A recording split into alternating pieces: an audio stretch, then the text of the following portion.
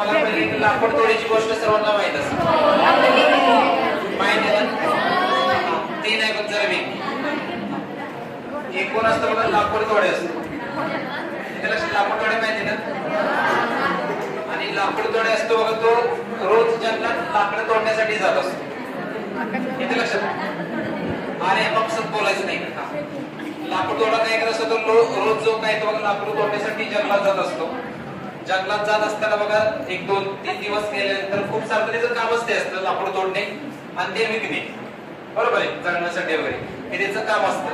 असं करत करत असताना बघा त्याची जी मैत्री होती, तिथले जे प्राणी होते जंगलातले, म्हणजे सिंह असेल, वाघ असेल, बरोबर आहे, हत्ती असेल, अशा प्राण्यांशी त्याची ओळख झाली. कोणाची? लाकूड तोडायची, बरोबर आहे.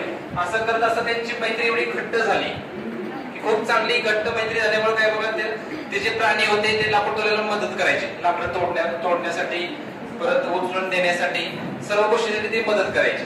पण त्याच्यानंतर काय केलं बघा, लाकूड तोडायला काय वाटलं की जे प्राणी आहेत ते आपले चांगले मित्र आहेत, त्याला आपण काय तर बघा एक जेवण दिलं पाहिजे, त्याला पार्टी दिली पाहिजे, असं कोणाला वाटलं?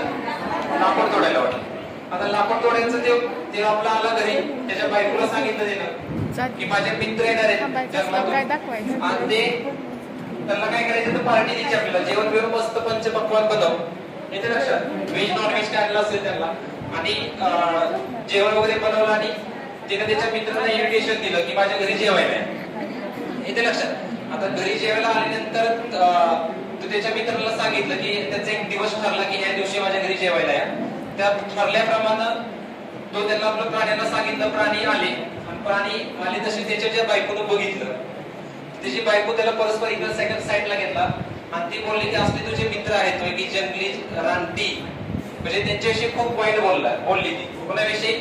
त्या प्राण्यांविषयी, की तुझे असले मित्र रानटी किंवा असे आगाऊ असले तुझे मित्र कसे असू शकतात. आणि ही गोष्ट सिंह नाही, ही गोष्ट कोणी ऐकली? सिंह नाही. आता सिंहाने जशी ऐकली, सिंहाला खूप वाईट वाटलं या गोष्टीचं, की माझ्याविषयी आम्ही यांना एवढं सपोर्ट करून येते, आमच्याविषयी असे म्हणजे बोललं जाते.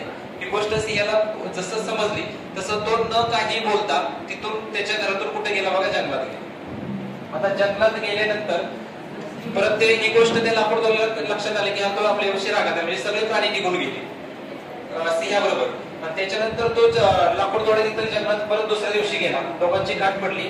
सिंहाने त्या लाकूड तोडीकडे पाहिलं पण नाही, तर सिंह ते लाकूड तोडायला बोलला, तुझ्या हातातली जी कुऱ्हाड आहे ती माझ्या मानेवरती मार, इथे लक्षात?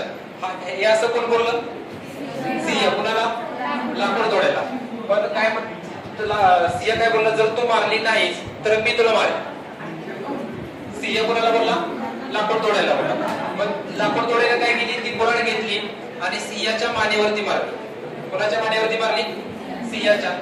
सिंहाच्या मानेवरती खूप जखमा झाल्या, इथे लक्षात? आणि सिंह तिथून निघून गेला. सिंह निघून गेल्यानंतर काही दिवसांनी तो सिंह परत त्या लाकूड तोडायला भेटला आणि तो बोलला की आता मला जी जखम तू केलेली होतीस, बरोबर आहे, ती जखम तू आता बघ. तर लाकूड तोडायला बघायला गेला तर ती जखम बरी झालेली. त्यावेळेस तो सिंह त्या लाकूड तोडायला बोलला की तुझ्या ज्या कुऱ्हाडीने जी जखम होती, इथे लक्षात, जे माझ्या मानेवरती मारली होतीस ती जखम पूर्ण बरी झाली, पण तुझ्या बायकोने जी मला बोलली होती जी जखम होती ती माझ्या मनातून अजून गेलेली नाही. हे कोण बोललं? सिंह बोलला. कोणाला? लाकूड तोडायला. याच्यावर आपण एकच तात्पर्य घेऊ शकतो की बघा आपलं बिहेवियर कसं असलं पाहिजे, चांगलं असलं पाहिजे. आपण जे काही गोष्टी बोलतो कोणाला, किंवा आपण बघा शिवाय देतो कोणाला, किंवा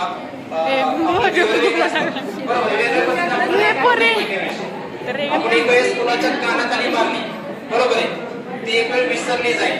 पण आपले जे शब्द आहेत शब्द आपले कसे असले पाहिजेत बघा, जपून वापरले पाहिजेत, कारण की शब्द हे तुमच्या बघा तर शब्दात खूप मोठी ताकद आहे.